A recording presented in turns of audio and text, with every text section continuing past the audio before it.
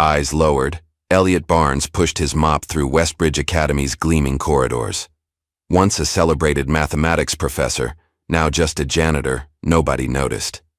When calculus teacher Victor Alden publicly humiliated scholarship student Deshaun Carter, something stirred in Elliot's carefully buried past.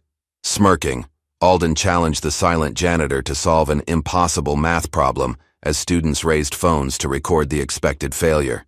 Nobody at the elite school suspected that beneath the maintenance uniform lurked a mathematical genius whose brilliant career had been destroyed by academic sabotage. As Elliot's pen moved across the paper with practiced elegance, their laughter faded to stunned silence. The quiet man they'd ignored for years was about to turn their privileged world upside down. Just before we get back to it, I'd love to know where you're watching from today. And if you're enjoying these stories, make sure you're subscribed, because tomorrow's special episode is one you definitely don't want to miss. The hallways of Westbridge Academy gleamed under the early morning light. At 5:30 a.m., while most of the city still slumbered, Elliot Barnes pushed his cleaning cart through the empty corridors, his footsteps echoing against the polished marble floors. The prestigious private school stood as a monument to wealth and privilege, a place where America's elite sent their children to be molded into future leaders. Elliot worked methodically, wiping down trophy cases that displayed the accomplishments of students whose parents' net worth exceeded the GDP of small nations. Photographs of alumni who went on to Ivy League schools and Fortune 500 companies stared back at him. His reflection in the glass showed a man in his 50s, with salt and pepper, hair cropped close to his head, his brown skin beginning to show the creases of age around his eyes. Despite the janitorial uniform, there was a dignified air about him, something in his posture or perhaps in the thoughtful expression that seemed permanently etched on his face. The morning routine was peaceful, exactly how Elliot liked it. No students to dodge, no teachers to awkwardly move around as he mopped. Just him and the building's quiet heartbeat, the gentle hum of the heating system, the occasional drip from a water fountain. By the time the first staff members arrived at 7 a.m., Elliot would have already cleaned most of the main hallways, bathrooms, and classrooms on the first floor. Principal Margaret Walsh was usually the first to arrive. She nodded to Elliot as she unlocked her office door. "Morning, Elliot. Looking good today," she said, in the same tone she might use to address a piece of well-functioning furniture. "Good morning, Ms. Walsh," Elliot replied with a polite smile that never quite reached his eyes. He'd been working at Westbridge for almost 3 years now, and most of the faculty still spoke to him as if he were part of the building's infrastructure rather than a person. By 7:30, more teachers began to arrive. Elliot retreated to the maintenance closet, exchanging his mop for a feather duster to work on the library before students arrived at 8:15. He moved silently between the shelves, dusting books that cost more than his weekly paycheck. As he worked, he couldn't help but pause at the mathematics section. His fingers lingered on a particularly well-worn copy of Advanced Calculus and Its Applications. He pulled it from the shelf and flipped through it, a small smile forming as he recognized familiar theorems and proofs. "Do you understand any of that?" Elliot turned to find Lily Porter standing in the aisle, her backpack slung over one shoulder. Unlike most Westbridge students, Lily didn't carry herself with entitled confidence. At 17, she was slight, with straight brown hair pulled back in a simple ponytail and glasses that she frequently pushed up her nose. "Good morning, Miss Porter," Elliot said, carefully placing the book back on the shelf. "Just making sure everything's in order." Lily looked at him curiously. "You always dust the math section extra carefully." Elliot's lips quirked up. "I suppose I do." "My mom works as a nurse at County General," Lily said, apropos of nothing. "People always assume she's just there to empty bedpans." Their eyes met in a moment of understanding before the bell rang, announcing the start of the school day. "Better get to class," Elliot said gently. "Don't want to be late for Mr. Alden's calculus." Lily's expression darkened at the mention of Victor Alden. "Yeah, wouldn't want that." She turned to go, then paused. "Have a good day, Mr. Barnes." "You too, Ms. Porter." Elliot watched her disappear down the hall, one of the few students who bothered to learn his name. With a sigh, he returned to his work, moving through the school like a ghost. By mid-morning, Elliot was cleaning the third-floor hallway when Victor Alden's booming voice carried from his classroom. The calculus teacher was in rare form today, his cultured accent slicing through the air like a scalpel. "Mr. Carter, if you spent half as much time studying as you do on basketball, perhaps you wouldn't be presenting us with such an elementary mistake." Elliot slowed his mopping, listening despite himself. "Sorry, Mr. Alden, I thought—" "That's precisely the problem, you thought. Mathematics requires precision, not guesswork. Your approach to this problem is like watching someone try to perform brain surgery with a butter knife." A few titters of laughter followed, and Elliot's grip tightened on his mop. He'd seen Deshaun Carter around the school, a tall, serious young man who stood out not just for being one of the few black students at Westbridge, but for the intensity with which he approached everything. The scholarship student kept to himself, shoulders perpetually hunched as if trying to make his 6'3" frame less noticeable in hallways filled with students who'd never had to worry about fitting in. The bell rang, and students streamed into the hallway. Elliot pressed himself against the wall, becoming part of the background as teenagers flowed past him, immersed in their conversations and smartphones. "Dude, Alden totally destroyed you in there," a voice said loudly. "Whatever, man, not everyone had private tutors since kindergarten." Deshaun's deep voice was tight with suppressed anger. "Don't take it personally. Alden's an equal opportunity asshole." Elliot watched as Deshaun broke away from the group, heading for the water fountain. The young man bent to drink, then straightened up, noticing the equation scrawled on the whiteboard. Outside the math club room. He stared at it, brow furrowed. Elliot glanced at the equation and immediately spotted the error. Someone had mixed up a derivative in the third step. He hesitated, then pushed his cart toward the water fountain. "Excuse me," he said quietly. Deshaun startled, stepping aside. "Sorry, man." "No problem." Elliot filled his bucket, then paused. "That equation's wrong, you know." Deshaun looked back at the whiteboard. "Yeah, I was trying to figure out where they messed up." "Third step," Elliot said, keeping his voice casual. "They took the derivative but forgot to apply the chain rule." Deshaun studied the equation again, then his eyes widened. "Oh, so it should be." "That's right," Elliot nodded, impressed by how quickly Deshaun grasped the correction. "You know, calculus?" Deshaun asked, surprise evident in his voice. Elliot shrugged. "Numbers make sense to me." He started to push his cart away. "Thanks," Deshaun called after him. Elliot raised a hand in acknowledgement but didn't look back. The faculty lounge was Elliot's least favorite place to clean. Unlike classrooms, which emptied between periods, the lounge was a revolving door of teachers grabbing coffee, complaining about students, or grading papers. Elliot tried to time his cleaning during class hours, but today he'd fallen behind schedule due to a spill in the cafeteria. As he emptied trash bins, Victor Alden and English teacher Sarah Peterson occupied the corner table, their conversation carrying across the room. "These scholarship kids just aren't prepared for Westbridge's rigor," Victor was saying, stirring his coffee with a silver spoon. At 45, he had the smooth, well-fed look of someone who'd never worried about making rent. His dark hair was expensively cut, his clothes tailored, and his bearing suggested he considered himself the intellectual superior of everyone in the room. "Deshaun Carter's very bright," Sarah countered. "He just has a different background." "Different is one word for it," Victor scoffed. "The boy can barely keep up in my class. I'm all for diversity initiatives, but not at the expense of academic standards." Elliot moved to the sink, washing coffee mugs left by teachers too important to clean up after themselves. "You're being unfair," Sarah said. "He scored exceptionally well on the entrance exams." "Tests can be coached," Victor dismissed. "Real mathematical intuition can't be faked. It's almost cruel giving these kids false hope when they're so clearly out of their depth." Elliot accidentally clinked 2 mugs together too loudly, drawing Victor's attention. "Careful with those, Barnes. Some of us bring our own ceramics from home." "My apologies, Mr. Alden," Elliot said, his voice neutral.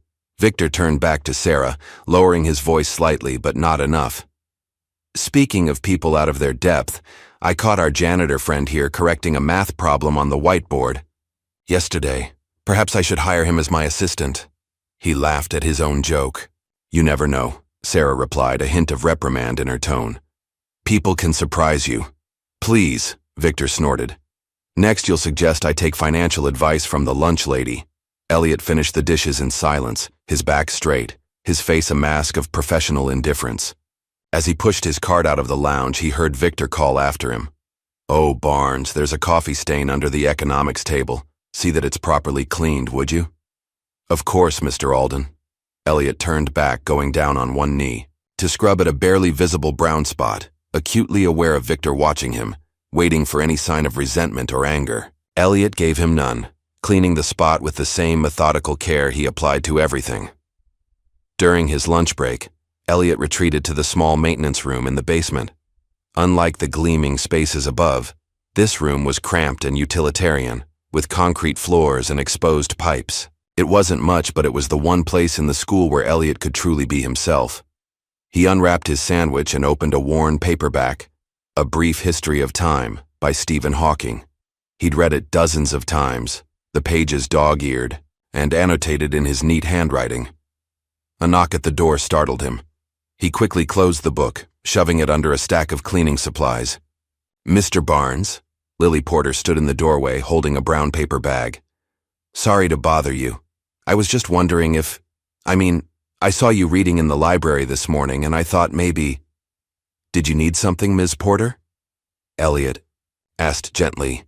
Lily took a deep breath. There's a physics problem I'm stuck on. None of the other students want to help because they're all competing for valedictorian, and the teachers are busy with midterm prep. She trailed off, looking embarrassed. Elliot hesitated, then gestured to the folding chair across from him.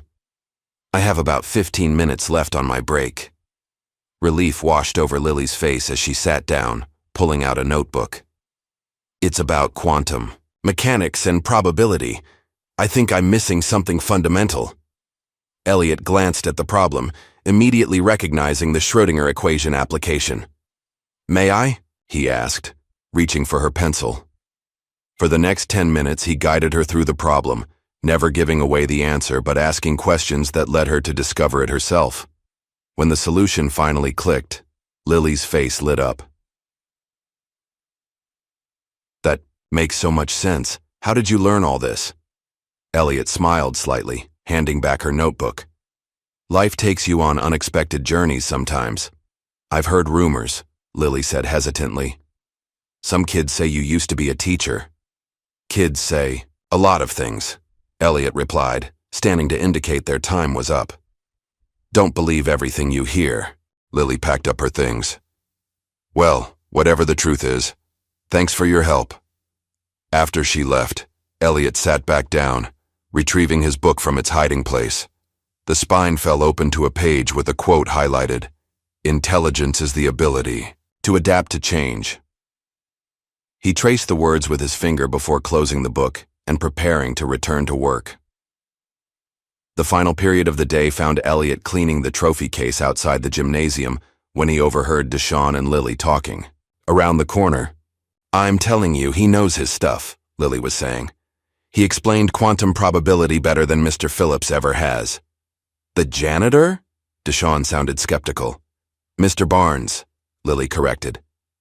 And yes, there's definitely more to him than most people think. Huh. There was a pause. He did help me with that calculus problem yesterday. See?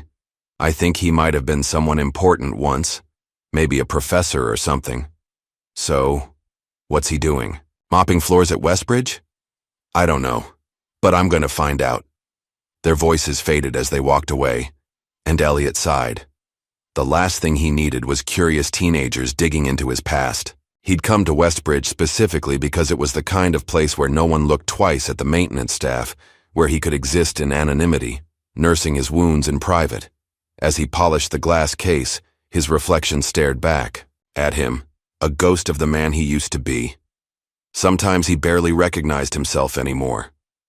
The passionate young professor who believed knowledge could change the world had been replaced by a quiet man who just wanted to be left alone. The question was, how long could he keep his past buried? The following week brought unseasonably warm weather for October, and many teachers had moved their classes into the courtyard to enjoy the sunshine. Elliot was emptying outdoor trash bins when he spotted Deshaun sitting alone under an oak tree, a textbook open on his lap, frustration evident on his face. Elliot continued his rounds but found himself circling back toward the young man. He'd been noticing Deshaun more since their brief interaction, how the other students subtly excluded him, how he stayed late in the library most evenings, how he seemed to be carrying the weight of expectations on his broad shoulders. "Trouble with the assignment?" Elliot asked, stopping a respectful distance away. Deshaun looked up, surprise flickering across his features before recognition set in. "Oh. Hey, Mr. Barnes." He gestured at the textbook. "Yeah, this integration by parts is kicking my ass. I mean, it's difficult." Elliot smiled slightly at the correction. "May I?" he asked, gesturing to the space beside Deshaun. After a moment's hesitation, Deshaun nodded, and Elliot sat down, careful to leave his cleaning cart where it was clearly visible. The last thing he needed was someone accusing him of slacking off. "Show me where you're stuck," he said. Deshaun pointed to a complex integration problem. "I keep getting lost in the steps. Mr. Alden explains it like it's obvious, and when I ask questions, he just repeats the same thing slower, like I'm stupid." "You're not stupid," Elliot said firmly. "Different people learn in different ways. Let me show you a trick." He took a twig from the ground and began drawing in the dirt, breaking down the integration in a way that connected it to physical concepts. "Think of it as finding the area under a curve, but piece by piece," he explained. "Each time you apply integration by parts, you're trading a hard piece for an easier one." As they worked through the problem, Deshaun's expression transformed. From confusion to understanding and finally to excitement. "That makes so much more sense," he exclaimed. "Why doesn't Alden teach it like this?" "Some teachers forget what it's like to not understand," Elliot said diplomatically. Well, what do we have here?" Victor Alden's voice cut through their conversation like a whip crack. The calculus teacher stood a few feet away, arms crossed, his expression a mixture of amusement and contempt. "Mr. Carter, I wasn't aware janitorial staff had been added to the tutoring program." Deshaun quickly closed his textbook. "Mr. Barnes was just—" "I'm sure he was," Victor interrupted, his tone dripping with condescension. "But I wonder if cleaning the restrooms might be a better use of company time." He turned to Elliot. "Unless you've suddenly acquired a degree in mathematics I'm unaware of." Several students had stopped to watch the exchange, drawn by the unusual spectacle of a teacher confronting the janitor. Elliot could feel their eyes, hear their whispers. "I was on my break," he said quietly, standing up. "Just trying to help." "How charitable." Victor smiled thinly. "But I'm afraid your help might do more harm than good. Mr. Carter is struggling enough without well-meaning but misguided assistance." Deshaun's jaw tightened. "Actually, sir, Mr. Barnes explained it better than a professor with 20 years of teaching experience." Victor laughed, looking around at the gathering students as if inviting them to share the joke. "Perhaps next we should ask the cafeteria workers to perform surgery." A few students snickered, but most looked uncomfortable. Lily Porter, who had joined the growing crowd, stared at Victor with undisguised disgust. "You know," Victor continued, warming to his audience, "since our janitor friend seems so confident about mathematics, perhaps he'd like to try his hand at something a bit more challenging." He pulled a leather-bound notebook from his jacket pocket, flipped through it, and wrote something on a blank page, which he then tore out and held up. "This, Mr. Barnes, is a problem from the International Mathematical Olympiad, a competition for the world's most gifted young mathematicians. I use it as an extra credit challenge for my advanced students. None have solved it this year." His smile was razor-sharp. "Would you care to try?" The crowd of students had grown larger, and Elliot could see phones being pulled out discreetly. This was becoming exactly the kind of scene he'd spent years avoiding. Every instinct told him to walk away, to return to his cart, and disappear into the anonymity of his job. But then he caught Deshaun's eye. The young man looked mortified, angry, and somehow pleading all at once. Beside him, Lily watched intensely, as if the outcome of this moment mattered beyond the petty humiliation Victor intended. With a calm he didn't entirely feel, Elliot took the paper. He studied the problem, a complex proof involving non-Euclidean geometry and several variables. It was challenging, certainly, but far from impossible for someone with his background. "Well," Victor prompted, clearly expecting Elliot to give up. "Too difficult for your recreational mathematics?" The courtyard had fallen silent. Even the birds seemed to be holding their breath. "Math is a language," Elliot said quietly. Meeting Victor's gaze directly for the first time. "Sometimes you just need the right translation." He pulled a pen from his pocket and began to write, his handwriting flowing across the page in elegant, precise notation. He worked steadily, methodically, each step building logically from the last, creating a proof that was both rigorous and elegant. Around him, students whispered and pointed. Several had their phones out now, recording openly. Victor's smug expression gradually morphed into confusion, then disbelief as Elliot continued to work without hesitation. After about 3 minutes, Elliot handed the paper back to Victor. "I believe that's correct," he said simply, "though there are other approaches that might be more elegant." Victor stared at the solution, his face flushing as he checked and rechecked the work. The silence stretched uncomfortably until it was broken by a slow clap from the back of the crowd. Heads turned to see Principal Walsh standing there, an unreadable expression on her face. "Mr. Alden," she said crisply, "I believe your next class starts in 5 minutes. Students, please proceed to your classrooms." As the crowd reluctantly dispersed, Victor thrust the paper back at Elliot. "A lucky guess," he muttered, though his voice lacked conviction. "Or perhaps you've seen this problem before." "Perhaps," Elliot agreed neutrally, tucking the paper into his pocket. "This isn't over," Victor said, low enough that only Elliot could hear. "I don't know what game you're playing, but I intend to find out." As Victor stalked away, Deshawn approached, Elliot, his expression a mixture of awe and concern. "Mr. Barnes, how did you—" "Practice," Elliot said simply, returning to his cart. "I should get back to work." "Wait," Deshawn called after him. "Could you maybe help me some more? After school, I really need to get my grades up if I want to keep my scholarship." Elliot hesitated, aware he was at a crossroads. Helping Deshawn would mean stepping back into a world he'd deliberately left behind, risking exposure and all the pain that came with it. But the naked hope on the young man's face made refusal difficult. "The library after last period," he said finally. "But we keep it casual, understand? I'm not looking for attention." Deshawn nodded eagerly. "Absolutely. Thank you, Mr. Barnes." As Elliot resumed his cleaning rounds, he could feel the familiar weight of eyes following him through the hallways. The whispers had already started. The janitor who solved an impossible math problem, the cleaning man who outsmarted Victor Alden. By lunchtime, video clips were circulating on social media, and even teachers were giving him curious looks. In the faculty lounge, he overheard fragments of conversation. Must have been a fluke. Heard he used to teach somewhere. Probably just memorized that specific problem. He kept his head down, focusing on his work, but inside, a storm was brewing. For 3 years, he'd hidden who he was, buried his knowledge and passion beneath the safe anonymity of janitorial work. Now, because of one moment of pride, or perhaps principle, that carefully constructed shield was cracking. In the maintenance room during his afternoon break, Elliot found himself staring at his reflection in the small spotted mirror above, the sink. The face that looked back at him seemed different somehow, more alert, more present than it had been in years. A soft knock interrupted his thoughts. He opened the door to find Lily Porter standing there, her expression resolute. "I found your papers," she said without preamble. "Online. Innovative Approaches to Harmonic Analysis in Multidimensional Spaces, published in the Journal of Advanced Mathematical Theory, 2002.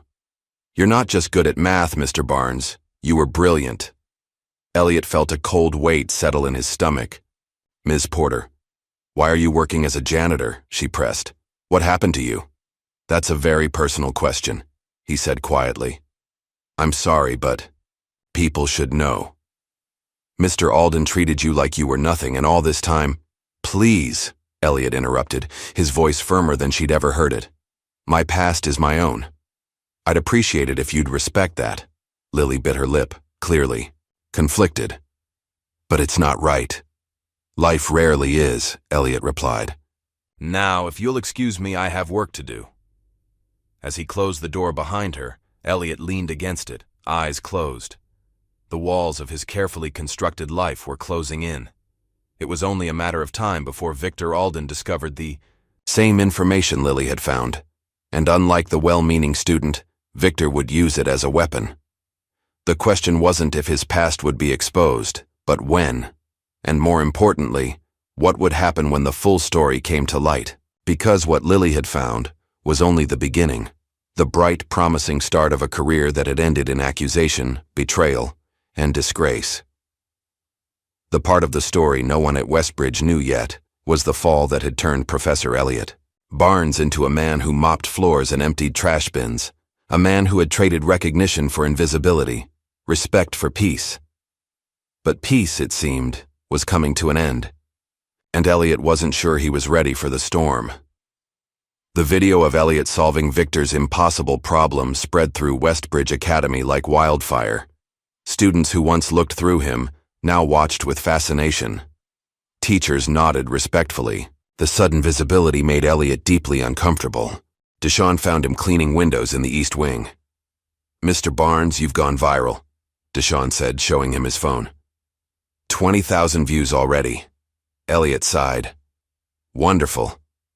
You're a hero. It's like David taking down Goliath with a math equation. I'm not interested in taking anyone down, Elliot said quietly. I just want to do my job. But you could be doing so much more. Teaching, maybe. Elliot put down his cleaning cloth. Listen, what happened was a mistake. I shouldn't have risen to Alden's bait. So that's it? You show the world you're a math genius, then go back to mopping floors. That's exactly what I'm going to do, Elliot said firmly. Why? Deshawn demanded. What are you hiding from?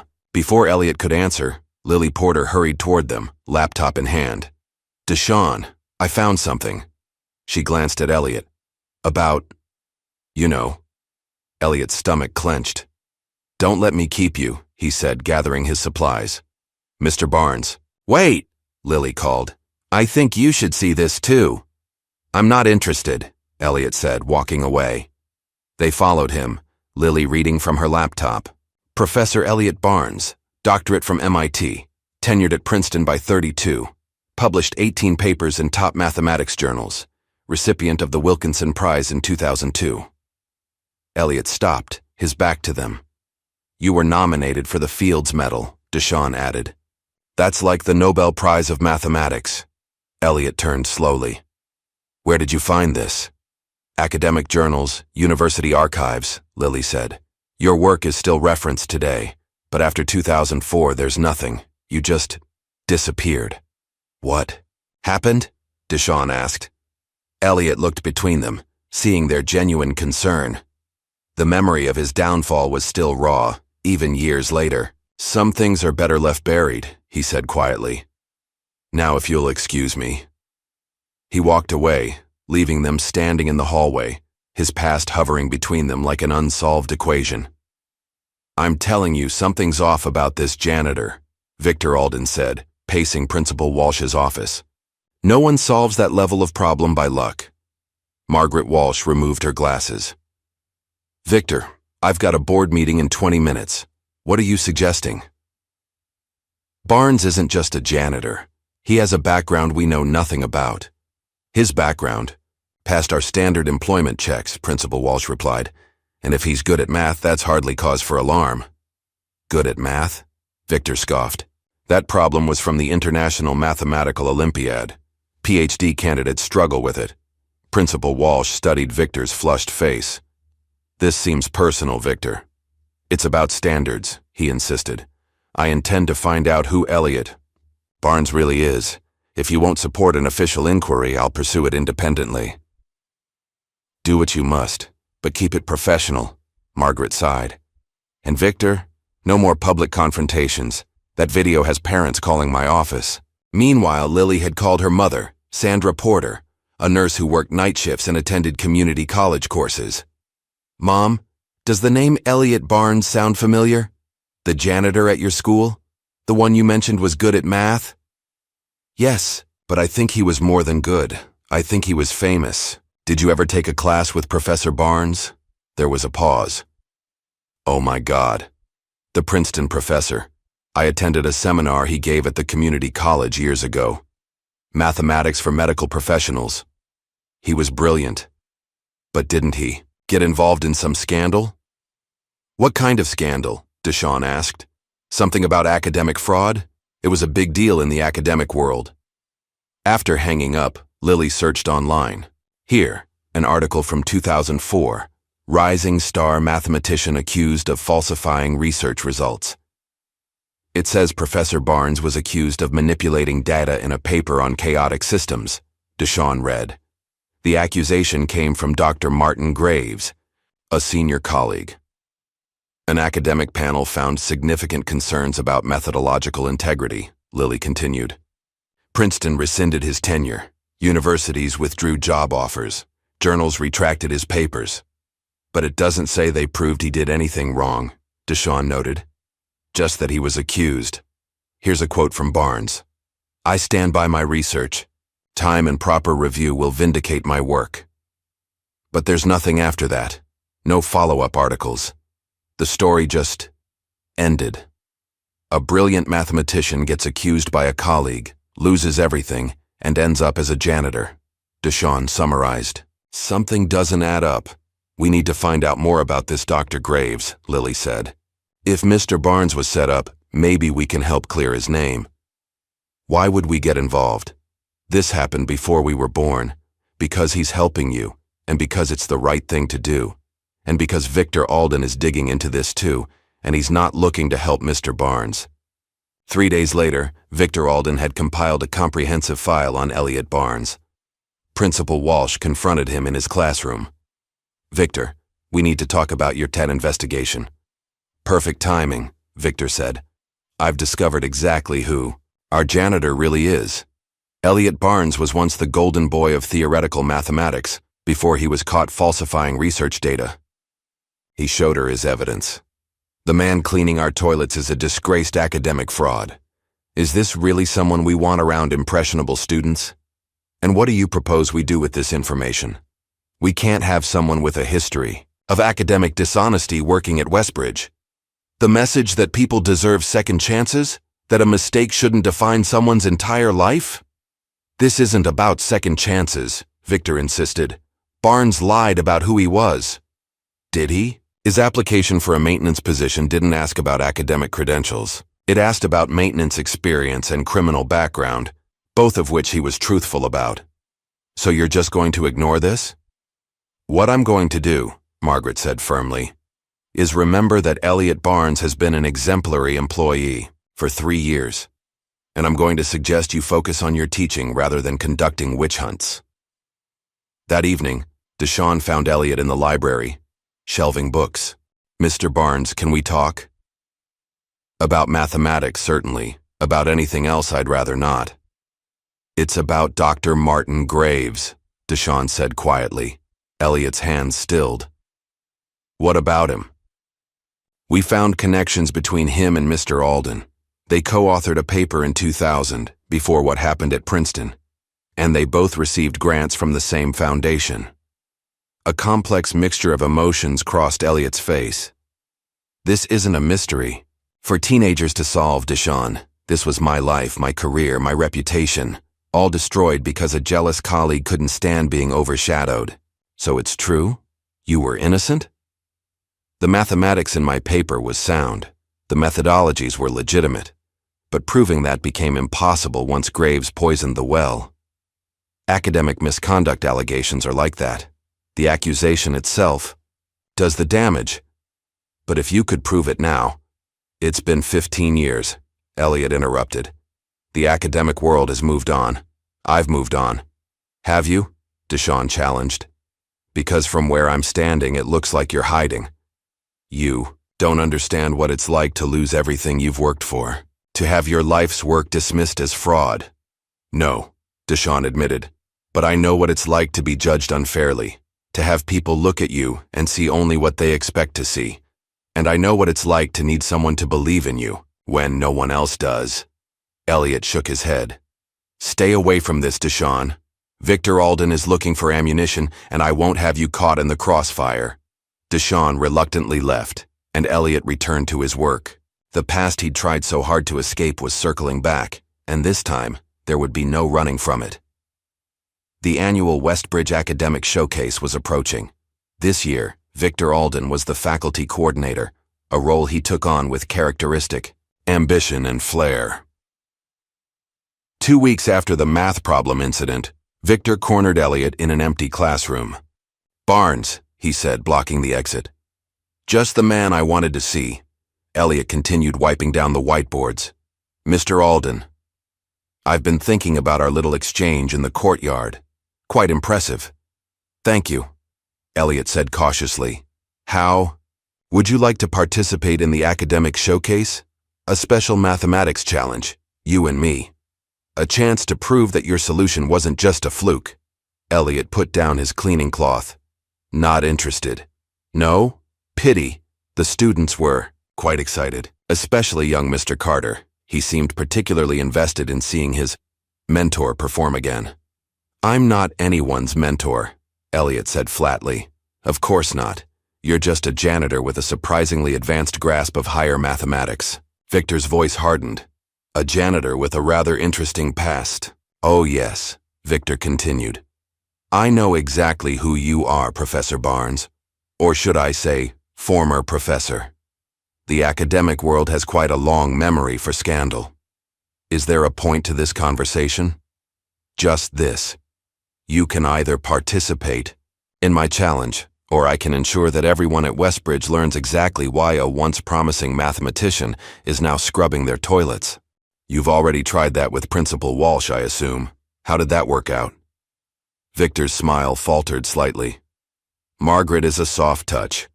The Board of Trustees, however, is considerably more concerned with the school's reputation. One anonymous email detailing your past indiscretions. Alleged indiscretions," Elliot corrected. "Semantics," Victor dismissed. "Accept my challenge or start updating your resume." Again. After Victor left, Elliot remained in the empty classroom, staring at his reflection in the window. The face looking back at him seemed to belong to someone else, neither the confident professor he once was, nor the invisible janitor he'd become. A soft knock interrupted his thoughts. Deshaun stood in the doorway. "Mr. Barnes, I heard about Alden's challenge. The whole school's talking about it. News travels fast. Are you going to do it?" "I haven't decided." "You should," Deshaun urged. "You could show everyone what you can really do." "And what would that accomplish?" "Justice," Deshaun said simply. "Proving Alden wrong. Showing the world you're not what they think." Elliot shook his head. "Life isn't that simple. Some bridges once burned stay ash. So you're just giving up, letting Alden win? This isn't about winning or losing. It's about survival." Deshaun's expression hardened. "What if someone did that to me someday, tried to destroy me, took everything I worked for and turned it to nothing? Would you tell me to just accept it? To give up and hide?" The question hit Elliot hard. He turned away. "You wouldn't," Deshaun pressed. "You'd tell me to fight. Same as when you helped me with calculus. Same as when you solved Alden's problem. That was different. Was it? Or was it the first time in years you let yourself be who you really are?" Elliot was silent for a long moment. When he finally spoke, his voice was thick with emotion. "You remind me of someone, a student I had at Princeton, Jason Williams. Brilliant mind, but from a background where no one expected him to succeed." "What happened to him?" "Last I heard, he was teaching at MIT, leading his own research team. You helped him get there," Deshaun said. "I believed in him when others didn't," Elliot acknowledged. "But when my scandal broke, I disappeared, cut all ties." "Then maybe it's time to stop disappearing," Deshaun said quietly. Elliot looked at him for a long moment. "If I were to accept this challenge, I wouldn't do it alone." "What do you mean?" Want a student partner. You. Deshawn's eyes widened. Me? But I'm not. Not what? Not good enough? Not prepared? That's Alden talking, not you. A slow smile spread across Deshawn's face. When you put it that way, I'm in. The news that Elliot had accepted Victor's challenge, with Deshawn as his partner, spread through Westbridge like wildfire. The student body divided into factions, those supporting the underdog team of the janitor and the scholarship student, and those betting on Victor and his chosen partner, National Math Olympiad finalist Bradley Thompson. Lily appointed herself publicity manager for Team Barnes, creating social media accounts and rallying student support. Even some teachers privately expressed hope that Elliot and Deshawn would succeed. For the next 2 weeks, Elliot and Deshawn established a training routine, meeting in the library after school. Principal Walsh had quietly authorized their use of an empty classroom for practice sessions. The key, Elliot explained, is not just knowing the formulas but understanding the underlying principles. Mathematics isn't about memorization. It's about seeing patterns, making connections. Deshawn absorbed every word, his natural aptitude blossoming under Elliot's guidance. Why don't all teachers explain things like you do? Deshawn asked one evening. Teaching is its own skill, separate from subject knowledge. Some brilliant mathematicians are terrible teachers, and some people with modest mathematical abilities are gifted educators. Which were you? At Princeton, I mean. I like to think I was both, Elliot admitted. Teaching was never just a requirement for me, it was a calling. Their sessions often ran late, with Lily occasionally joining them, providing snacks and moral support. One night she arrived looking particularly pleased with herself. I got something that might help, she announced, pulling a folder from her backpack. Copies of the last 5 years' Advanced Mathematics Challenge problems from Victor's personal files. Deshawn gaped at her. How did you get those? Lily smiled mysteriously. Let's just say Victor left them out on his desk while talking to Mr. Phillips, and I happened to be returning a book report.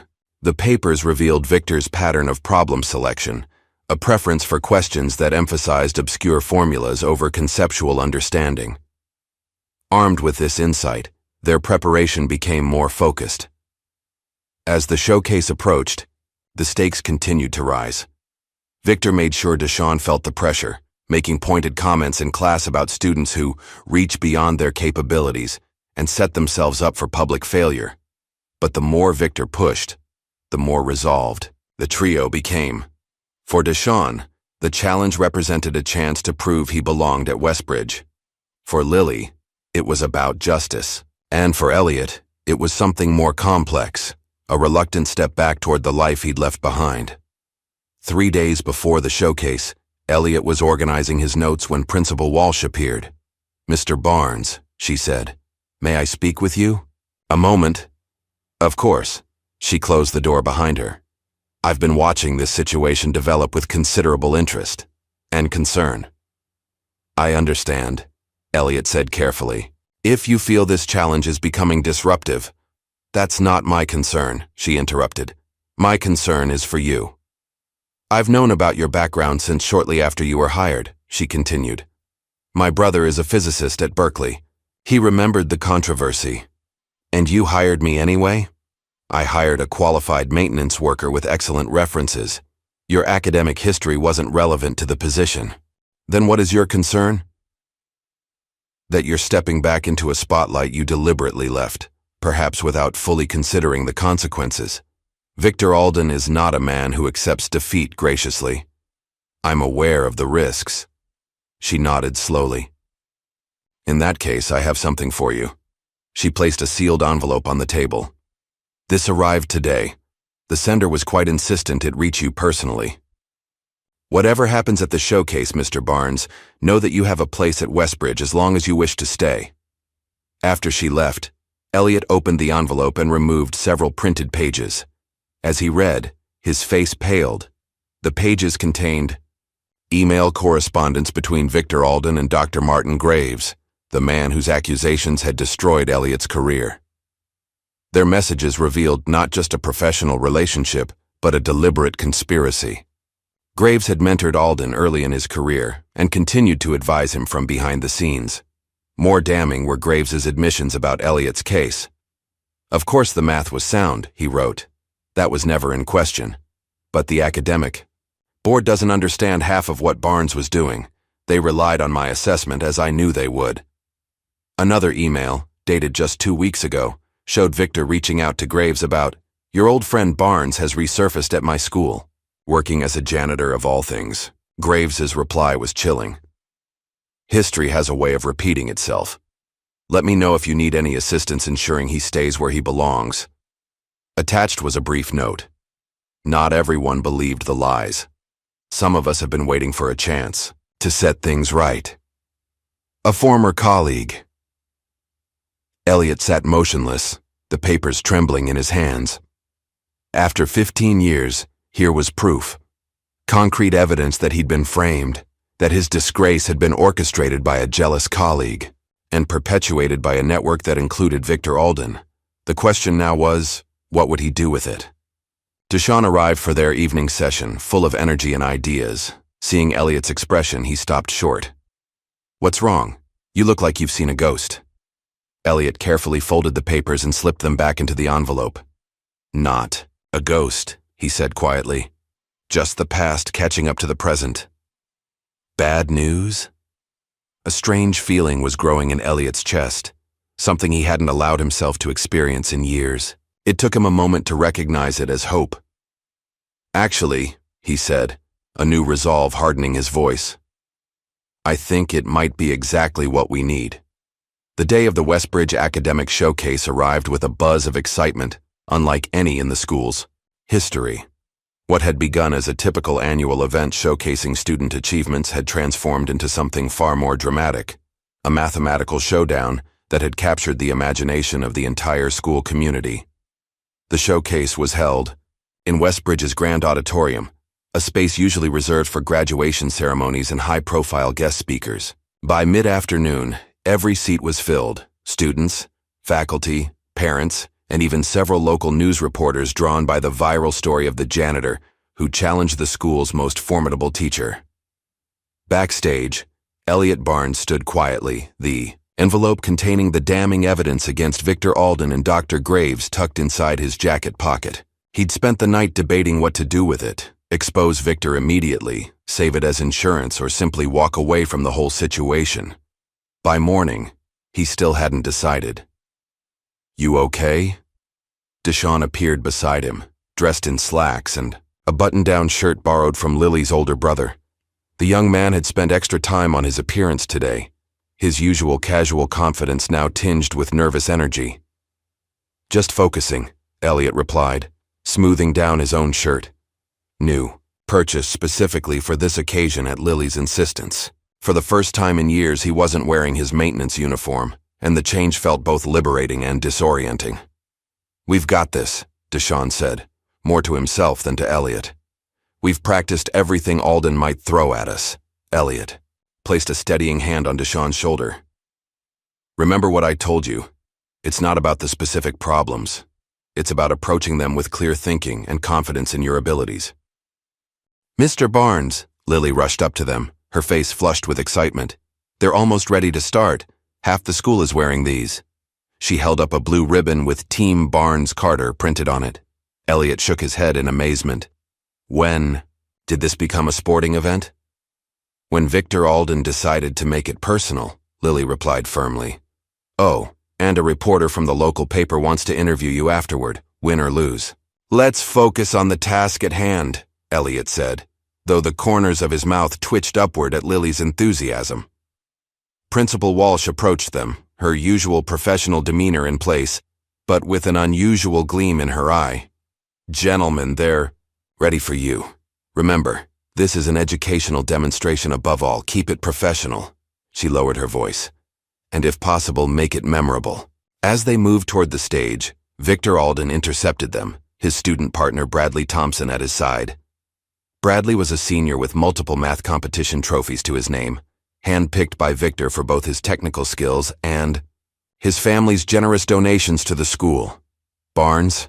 Victor nodded coolly, his smile not reaching his eyes. Ready for your second act? Let's hope it goes better than your first. Elliot met his gaze evenly. Best of luck, Victor. Luck, Victor, scoffed. This isn't about luck, it's about legitimate expertise versus whatever you're offering. His eyes flicked dismissively to Deshawn. Bold choice of partner. Though I suppose someone in your position can't be too selective. Deshawn stiffened, but Elliot's hand on his arm kept him silent. We'll see you on stage, Elliot said simply, guiding Deshawn past them. The stage had been set with 2 tables facing each other, each equipped with whiteboards, markers, and calculators. Between them stood a podium where the problems would be displayed on a large screen visible to the audience. A panel of judges, 3 mathematics professors from nearby universities, sat at a table to one side. As they took their positions, the auditorium lights dimmed, and Principal Walsh stepped to the center microphone. Welcome to this special mathematics challenge, a highlight of our annual academic showcase. Today, we have the privilege of witnessing an exceptional demonstration of problem-solving and mathematical reasoning between 2 teams. She introduced Victor and Bradley first, outlining Victor's credentials and Bradley's competition accomplishments to polite applause. Then she turned to Elliot and Deshawn. Our challenging team brings an unexpected but fascinating combination of experience and fresh talent. Mr. Elliot Barnes, who many know as a member of our maintenance staff, joins us today to demonstrate that learning and ability can be found in every corner of our community. His partner, Deshawn Carter, is a junior who has shown remarkable progress in mathematics this semester. The applause for them was noticeably warmer, punctuated by cheers from the student section, where Lily had organized their supporters. The format is simple, Principal Walsh continued. 3 rounds of increasingly difficult problems. Each team will work collaboratively to solve the problems within the allotted time. Our distinguished panel of judges will evaluate not only the correctness of the answers, but the elegance and clarity of the solutions. Let the challenge begin. The first problem appeared on the screen, a complex integration question requiring multiple techniques and careful attention to detail. Both teams bent over their whiteboards immediately, markers flying. Victor and Bradley worked with practiced efficiency, barely needing to communicate as they divided the problem between them. Across the stage, Elliot guided Deshawn through the initial approach, his calm voice barely audible to the audience as they established their strategy. The crowd watched in hushed fascination as the solutions developed on both boards. Victor and Bradley finished first, stepping back from their board with 2 minutes to spare, Victor's expression smug as he glanced toward Elliot and Deshawn, who were still working. With just 30 seconds remaining, Deshawn capped his marker and nodded to Elliot. They'd finished, their solution flowing across the whiteboard in neat, logical steps that looked noticeably different from Victor's approach. The judges conferred briefly before announcing that both teams had arrived at the correct answer, earning equal points for the first round. Victor's smile tightened almost imperceptibly as he prepared for the second problem. This time, the challenge involved a complex proof in number theory, the kind of abstract reasoning that separated true mathematical insight from mere computational skill. As the problem appeared on screen, a murmur rippled through the audience. This was graduate-level mathematics, far beyond the standard high school curriculum. Victor's confidence never wavered as he and Bradley attacked the problem, but their earlier synchronicity began to fray. Several times they erased portions of their work, starting sections over as they encountered dead ends. Meanwhile, Elliot stood back at first, studying the problem with Deshawn, discussing quietly before even picking up a marker. When they did begin writing, Elliot took an approach that seemed counterintuitive, working backward from what the proof needed to establish rather than forward from the given conditions. "What are they doing?" Someone in the audience whispered loudly enough to be heard. "That's not how you're supposed to solve it."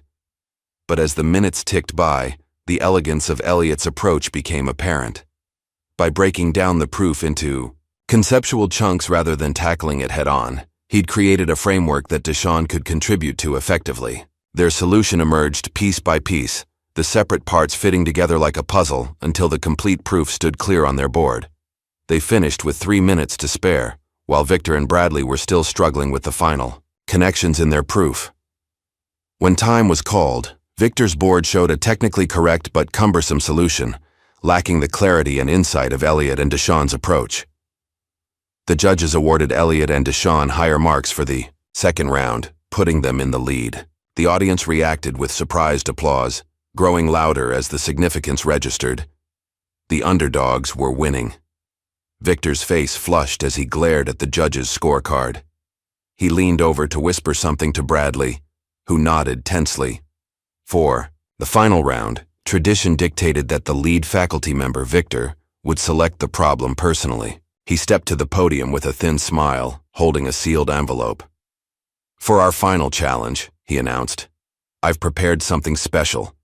This problem comes from recent research in chaotic systems analysis, a field that requires both technical precision and creative insight." Elliot stiffened, immediately recognizing what Victor was doing. This wasn't just any problem. It was deliberately chosen from the same field as Elliot's controversial paper, the one that had been at the center of his academic disgrace. As the problem appeared on screen, complex and intimidating, a hush fell over the audience. Even the judges looked surprised at its difficulty. Victor returned to his table, a satisfied smile playing at his lips. He'd designed this problem specifically to exploit what he believed was Elliot's vulnerable point, the very area where his academic integrity had been questioned. It was a calculated attack disguised as a mathematical challenge. Elliot stared at the problem, memories flooding back. The excitement of his original research, the devastating accusations, the academic hearing that had ended his career. For a moment he felt paralyzed, the old shame and doubt threatening to overwhelm him. Deshawn nudged him gently. "Mr. Barnes, should we start with the differential equation or the boundary conditions?" The young man's voice, steady and trusting, pulled Elliot back to the present. He looked at Deshawn, really looked at him, and saw not just a student seeking guidance, but a partner who believed in him completely. Drawing a deep breath, Elliot smiled. "Neither. Let's step back and think about what this problem is really asking." Instead of diving into calculations, Elliot began explaining the underlying principles to Deshawn, and by extension, to the audience. His voice, initially quiet, grew stronger as he walked through the conceptual framework of chaotic systems, making the intimidating mathematics accessible through clear analogies and thoughtful explanations. "This is like predicting weather patterns," he said, loud enough now for the front rows to hear. "Highly sensitive to initial conditions, but still governed by underlying principles we can identify and work with."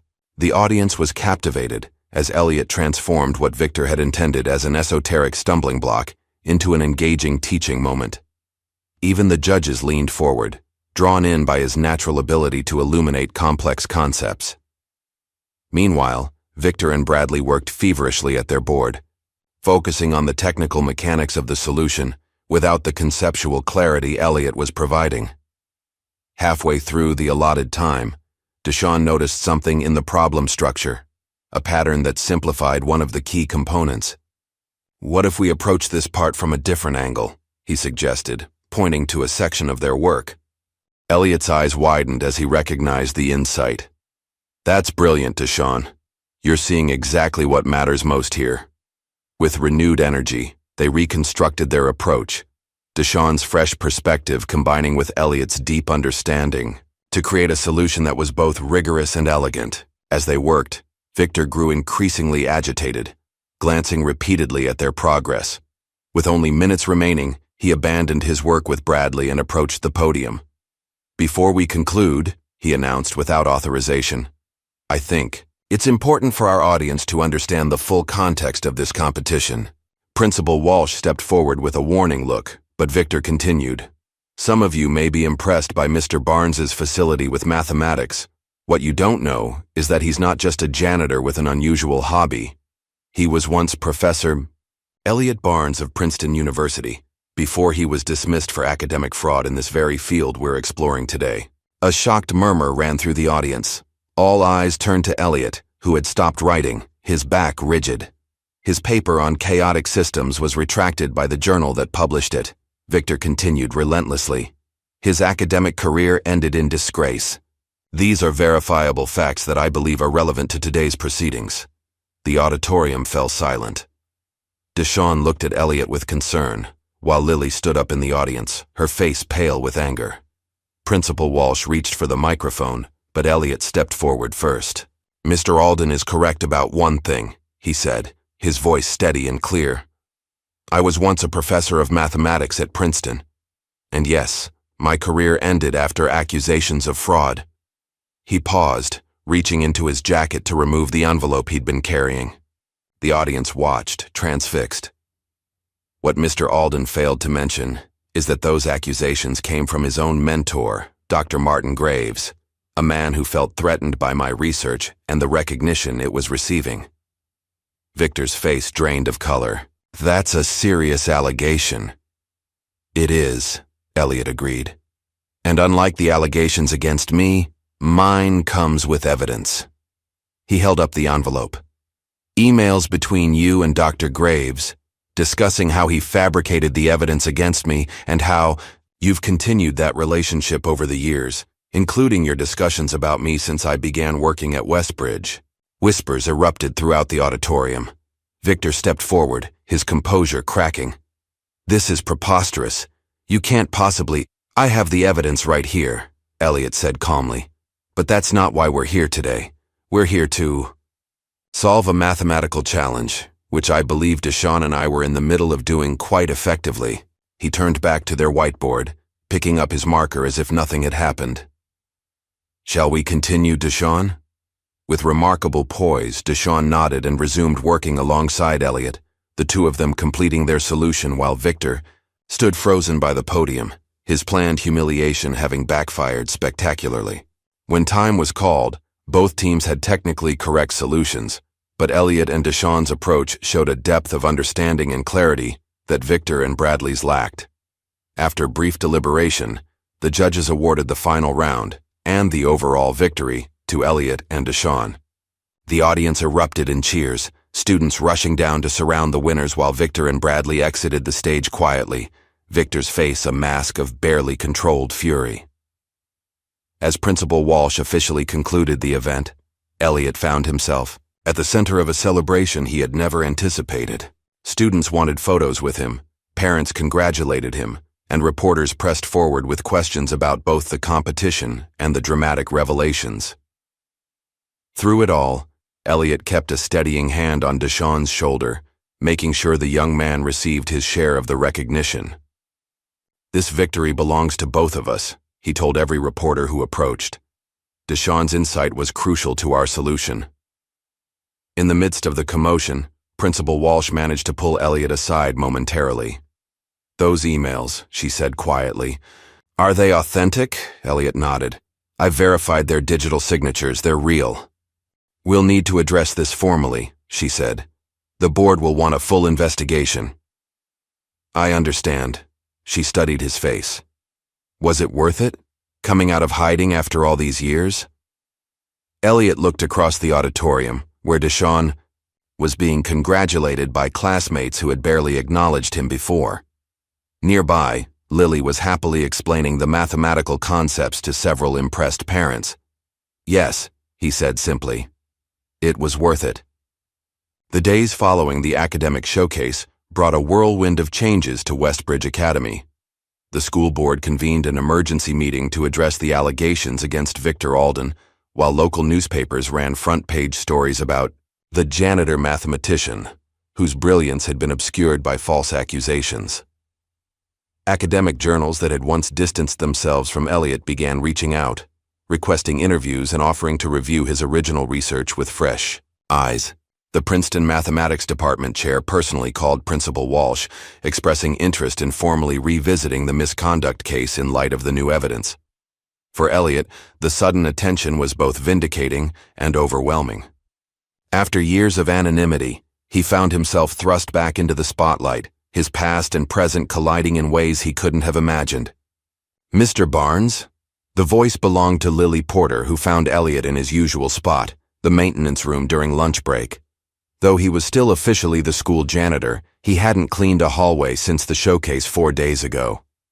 "There's A reporter from the Boston Globe waiting in Principal Walsh's office.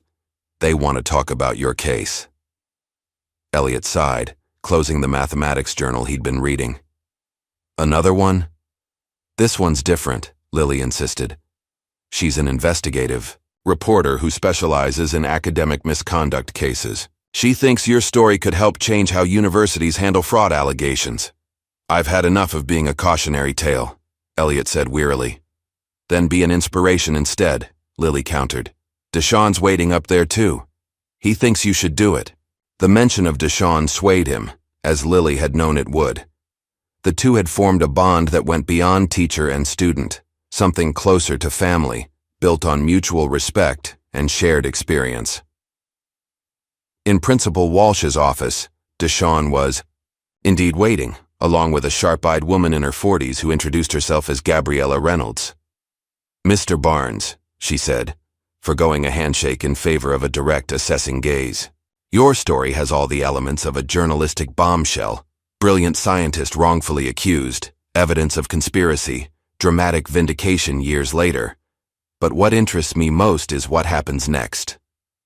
Next? Elliot echoed. The systemic issues your case exposes. The flaws in how academic misconduct is investigated.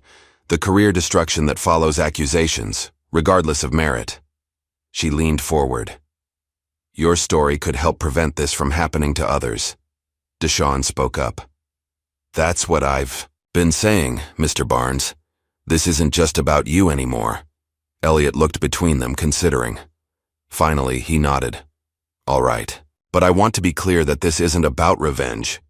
It's about setting the record straight. The interview lasted 2 hours, with Elliot methodically recounting the events that had led to his downfall, the groundbreaking paper, the jealousy it had provoked in senior colleagues, the whispered accusations that had grown into formal charges, and the academic board that had been all too willing to accept Dr. Graves's expert testimony against him. The emails between Graves and Alden are smoking guns, Gabriella said, reviewing copies Elliot had provided. But I'm curious, how did you get these? They were sent to me anonymously, Elliot explained. From a former colleague. I still don't know who. And what's happening with Victor Alden now? Principal Walsh, who had been sitting quietly in the corner, answered. Mr. Alden has been placed on administrative leave pending a full investigation. The board takes these allegations very seriously. And they should, Gabriella agreed. If proven, this represents a deliberate continuation of an academic vendetta spanning more than a decade. She made a few notes before turning back to Elliot. What are your plans now? Will you return to academia? The question caught Elliot off guard. Despite everything that had happened, he hadn't seriously considered what would come next.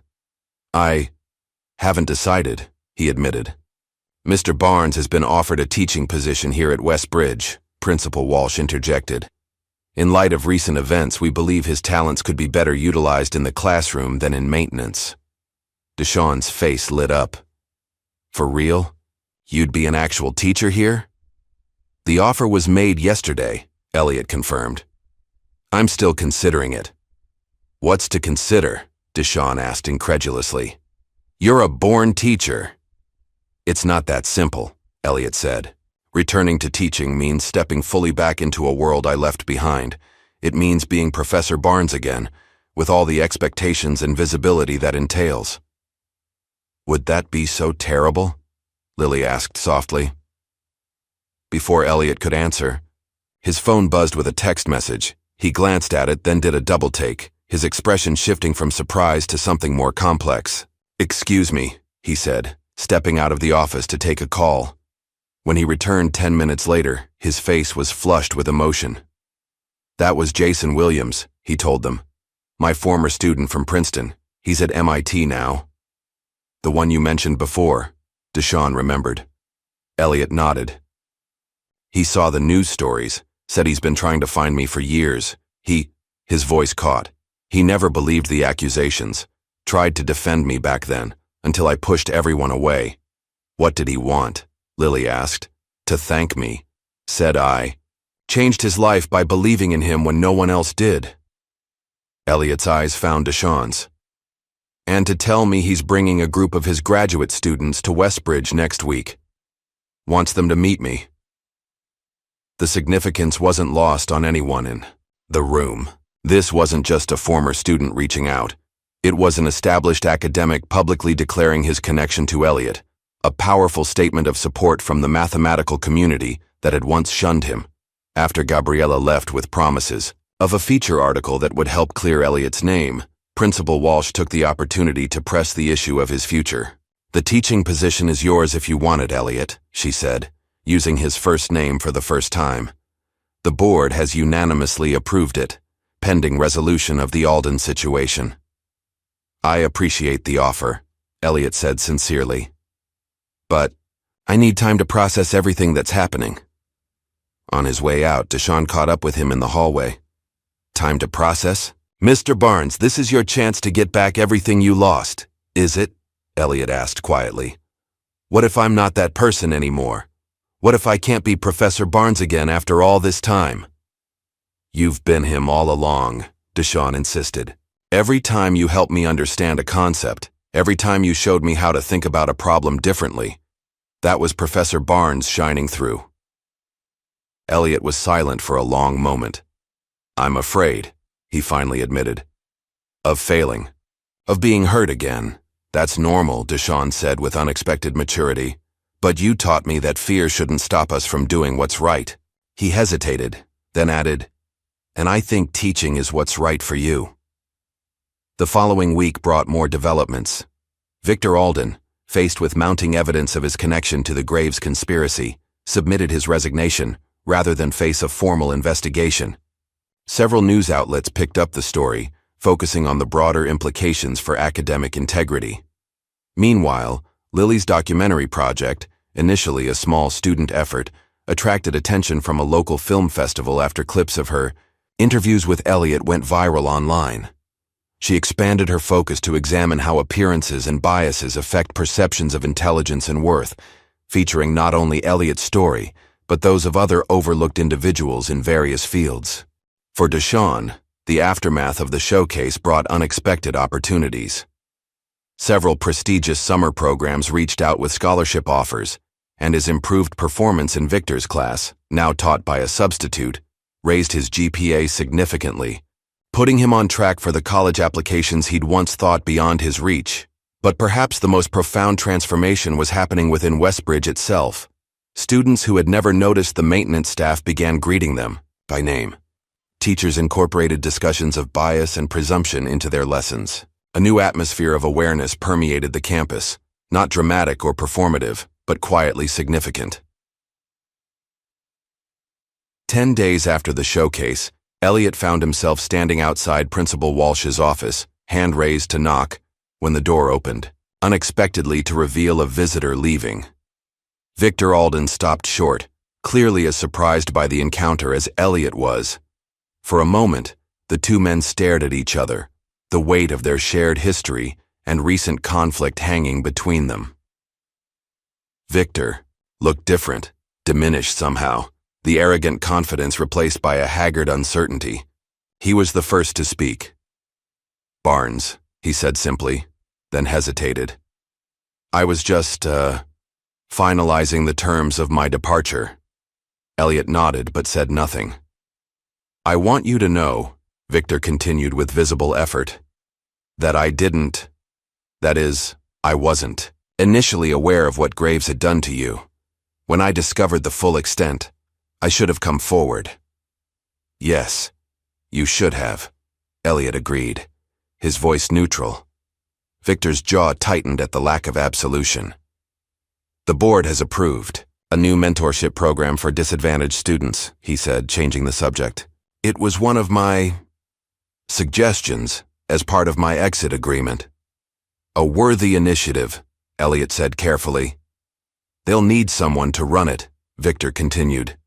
"Someone who understands both academic excellence and the barriers that prevent some students from achieving it." Elliot studied the man's face, reading the unspoken message.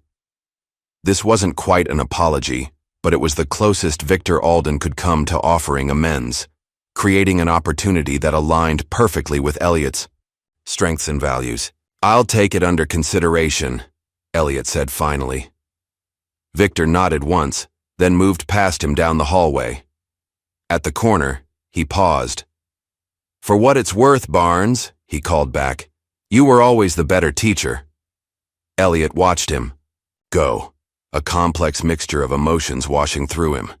There was no satisfaction in Victor's downfall, no real closure in his grudging acknowledgement, but there was something else. A sense of a chapter ending, making room for something new to begin. Inside Principal Walsh's office, Elliot found not only the principal but Deshawn and Lily waiting expectantly. "I was just about to send a search party," Margaret said with a smile. "We've been waiting. I ran into Victor on the way in," Elliot explained. "Ah," she nodded understanding. "A complicated encounter, I imagine." "He mentioned the new mentorship program," Elliot said, "for disadvantaged students." "Yes, that's actually part of what we wanted to discuss with you." She gestured to the formal-looking document on her desk. "Your teaching contract, with an additional role as director of the Westbridge Mentorship Initiative, if you're interested." Deshawn and Lily watched him intently, barely containing their excitement. They'd clearly been in on the planning, waiting to see if their hopes for Elliot's future would align with his own vision for himself. Elliot picked up the contract, scanning the details. A full teaching position, a leadership role in a program that could make real difference, a salary that reflected respect for his qualifications and experience, and most importantly, a chance to reclaim the purpose that had driven him throughout his academic career, nurturing young minds, recognizing potential where others saw only limitations. "So," Deshawn prompted, when the silence stretched too long, "are you going to sign it or what?"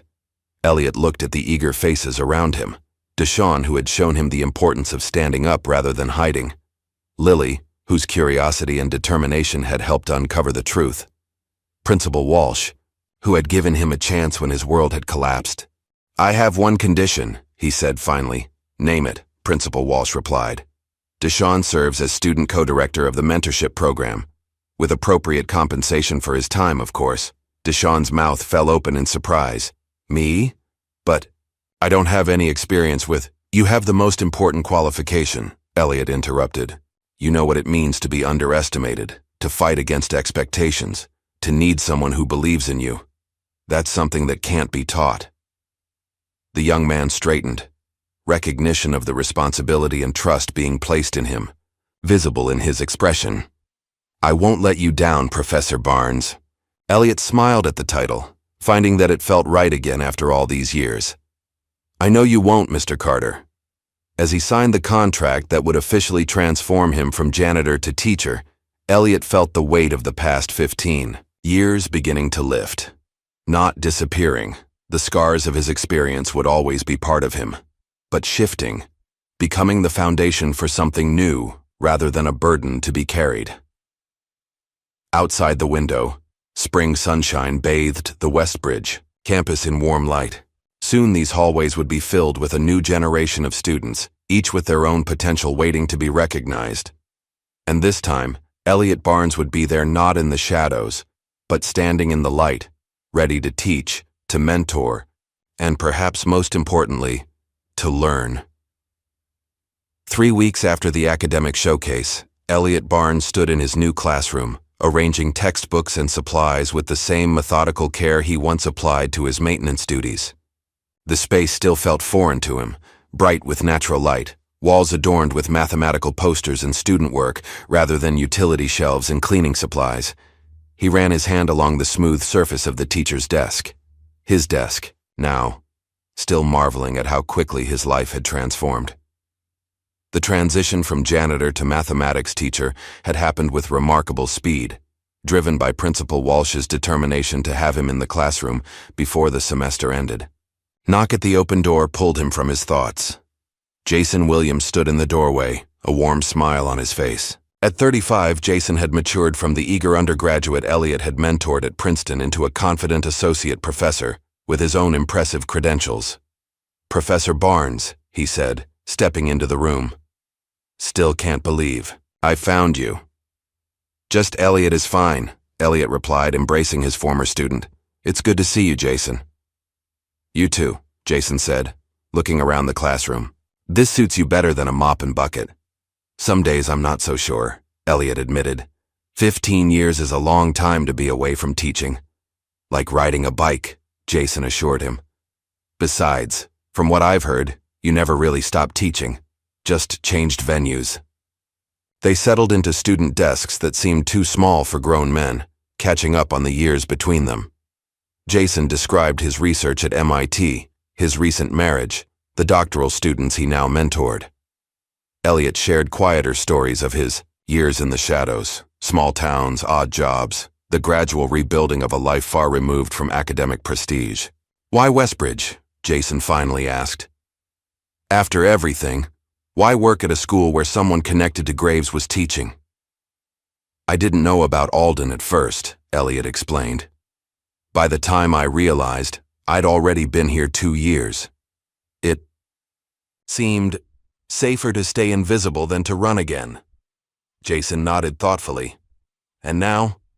The press coverage is dying down, but your name is back in circulation. I've had 3 colleagues ask me about you just this week. Curious about the mathematical equivalent of Bigfoot? Elliot asked with a wry smile. Interested in your work, Jason corrected firmly. Your paper on chaotic systems, the one that Graves attacked, was ahead of its time. Some of the theoretical applications you proposed are just now becoming relevant, with new computational approaches. Elliot's expression grew distant. That research feels like it belonged to someone else, another lifetime. It was yours, Jason insisted, and it still matters. He hesitated, then added, There's talk at Princeton about a formal review of your case, with the email evidence and new computational methods to verify your original calculations. I don't need Princeton's validation, Elliot said, though something flickered in his eyes, a hint of the old wound that had never fully healed. Maybe not, Jason acknowledged, but science needs the truth to be on record. Before Elliot could respond, Deshawn appeared in the doorway, stopping short when he saw they had company. Sorry, Professor Barnes. I didn't realize you had a visitor. Come. In, Deshawn? Elliot waved him forward. I'd like you to meet Dr. Jason Williams from MIT. Jason, this is Deshawn Carter, the student partner I mentioned. Jason stood to shake Deshawn's hand. Professor Barnes tells me you provided the key insight during the showcase challenge. Impressive. Deshawn's face lit up at the recognition. I just saw a pattern. Professor Barnes was the one who taught me how to look for it. That sounds familiar, Jason smiled. He has a gift for helping others see what they're capable of. He turned back to Elliot. Speaking of which, my graduate students are waiting in the auditorium. Ready to meet them? As they walked through the hallways of Westbridge, Elliot found himself in a surreal position, being treated as a returning academic luminary in the same corridors he'd silently cleaned for years. Students who had once looked through him now watched with curious respect. Teachers who had barely acknowledged his existence stopped to introduce themselves. In the auditorium, 6 graduate students from MIT waited eagerly, their expressions brightening as Jason introduced Professor Elliot Barnes, whose work on algorithmic approaches to chaotic systems laid the groundwork for several current research initiatives. For the next 2 hours, Elliot found himself engaged in the kind of high-level mathematical discussion he'd once lived for, his mind reawakening to the intellectual challenges he'd denied himself for so long. The graduate students asked penetrating questions, showed him their research extensions of his original concepts, and treated him not as a curiosity, but as a respected colleague whose insights they valued. Deshawn sat quietly in the back row, absorbing the advanced concepts with intense concentration. Occasionally, when the discussion paused, he would ask a clarifying question that revealed his growing understanding, questions that impressed even the MIT students. After the session concluded, Jason pulled Elliot aside.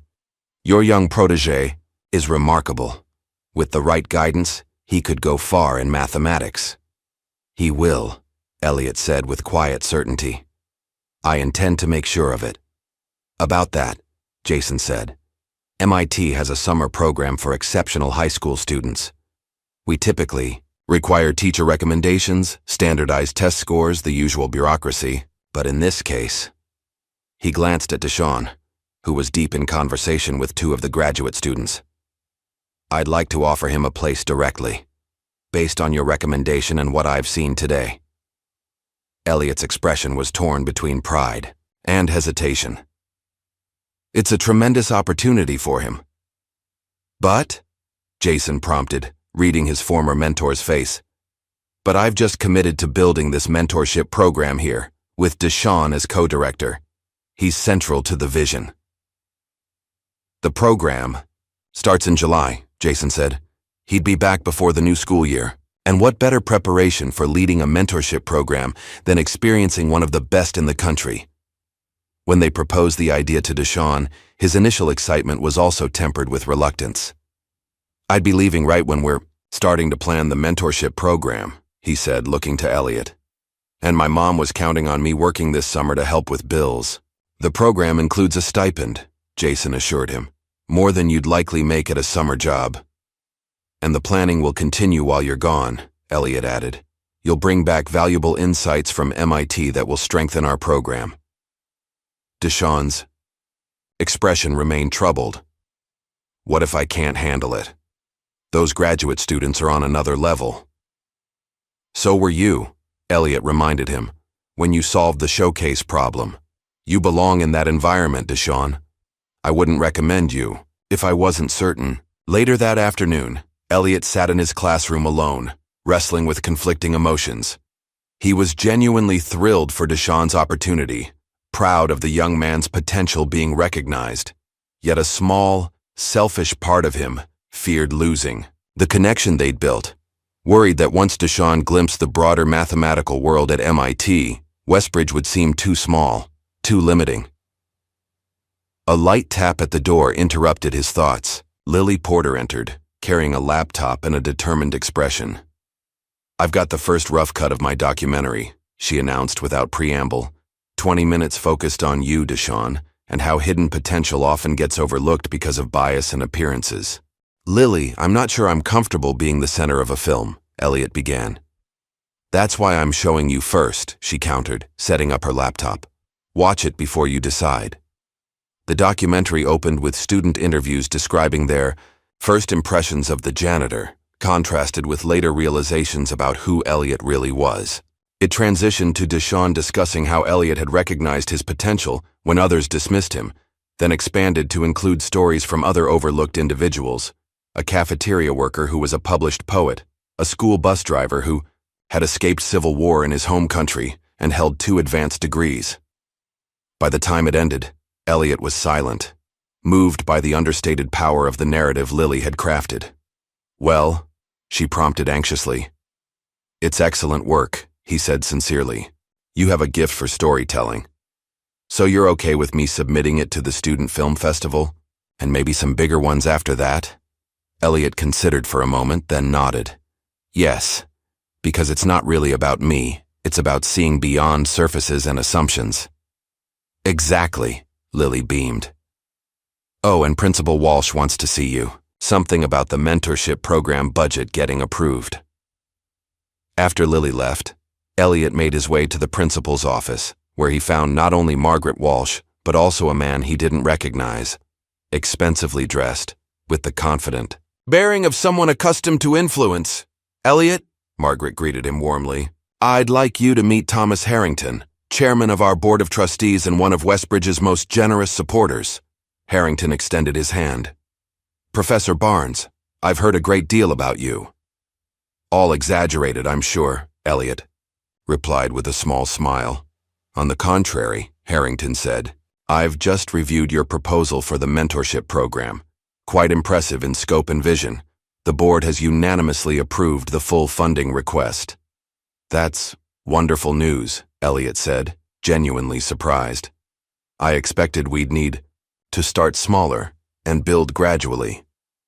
Sometimes bold ideas deserve bold support, Harrington said, especially when they align with our renewed commitment to making Westbridge more accessible to talented students regardless of background. The conversation continued with discussions of logistics, staffing, and implementation timelines.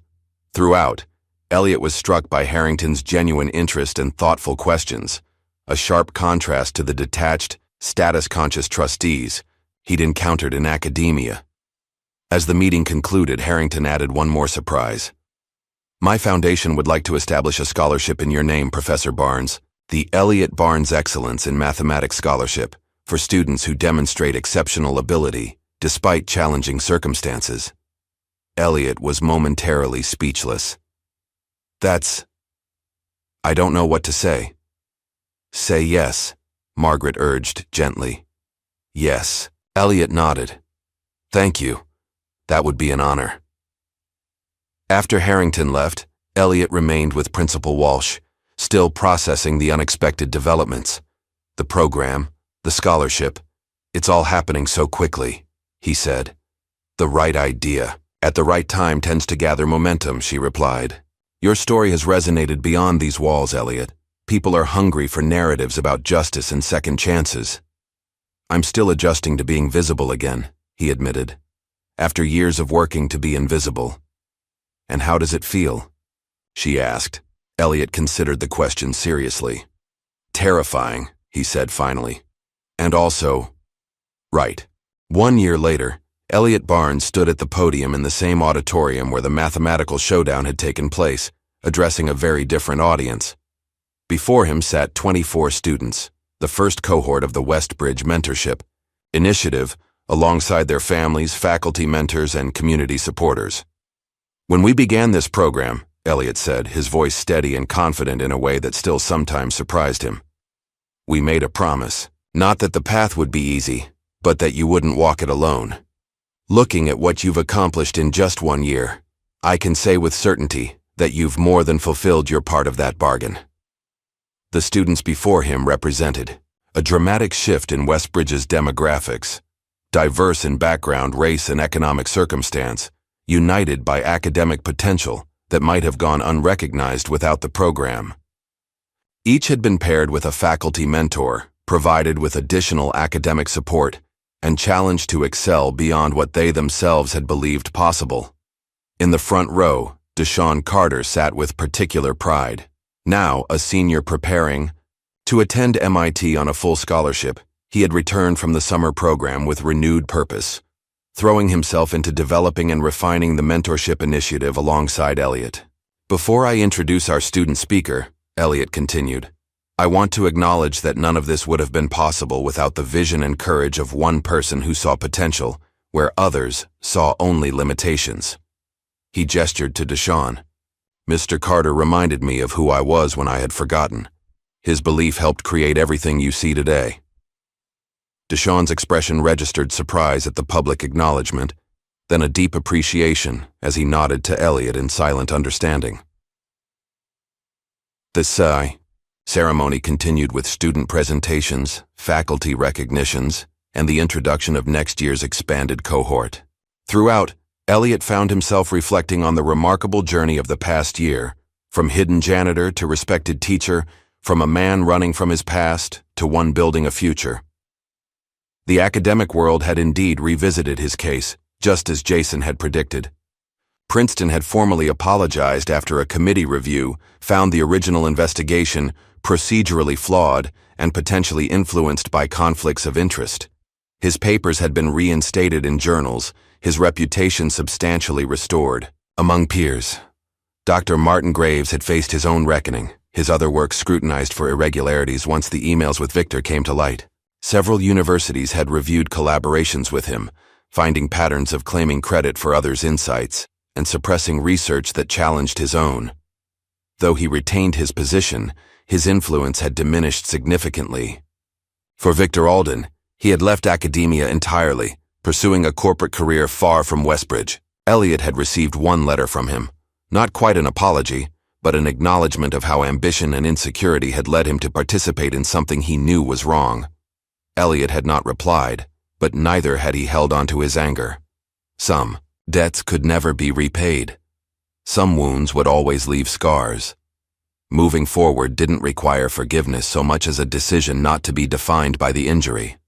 After the ceremony, Elliot found himself surrounded by students and parents eager to share their experiences and appreciation. Among them was a middle-aged woman in a nurse's uniform who introduced herself as Sandra Porter, Lily's mother.